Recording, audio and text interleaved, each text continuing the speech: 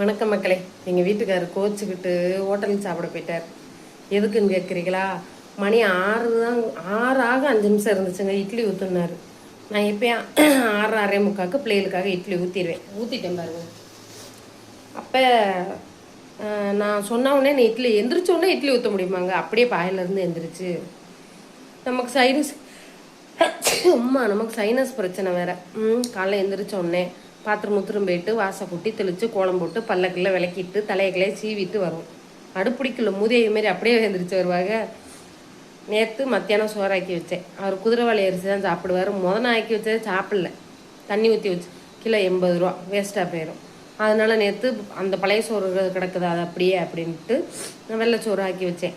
10 வாட்டி ஃபோன் அடிக்கிறேன். ஒரு வாட்டியாவது நீ குதிரைவாளி அரிசி ஆக்கி வைன்னு சொல்லணும். 3:30 வரைக்கும் நேற்று மத்தியானம் மனுஷன் சாப்பிட வரல. நானும் பால் கொடுக்குற பிள்ளை. பேங்குக்கு போயிட்டு 1 மணிக்கு வந்து அவதியாக பொரிச்ச குழம்பு வச்சு பீக்கங்காய் கூட்டு வச்சு சாப்பிட உட்காந்துருந்தா அழக்கணும். நீ சாப்பிடுனாந்து ஒரு வார்த்தை சொல்லணும். ஏன்னா நிமிஷத்துக்கு ஒரு வாட்டி போன பேசுகிற சாப்பிடுன்னு சொல்லலை. 3:30 மணிக்கு இதுக்கு மேலே நம்மளால் தாங்க முடியாதுன்ட்டு நானே போட்டு சாப்பிட்டேன். வராருங்க மனுஷன் 5:45 வராரு. வந்து சாப்பிட்றீங்களான்னு? இல்லை நான் சாப்பிட்டேன், வெளியில் சாப்பிட்டேன். இதே மாதிரி 2 நாளாக வெளியில் சாப்பிட்டேன் வெளில சாப்பிட்டேங்கும்போது நமக்கு 2 சமைக்க தோணுமா சொல்லுங்கள்? எதுக்கு வெளியில் சாப்பிட்றவங்களுக்கு எதுக்குன்னு தானே தோணும். இப்படியே செஞ்சா இப்போ காலை எந்திரிச்ச உடனே இட்லி கேட்டால் நான் எங்கே போகிறது? கோச்சிக்கிட்டு 6 மணிக்கெல்லாம் மனசே நான் ஹோட்டலில் போய் சாப்பிட்டுக்கிறேன்னு போயிட்டார்.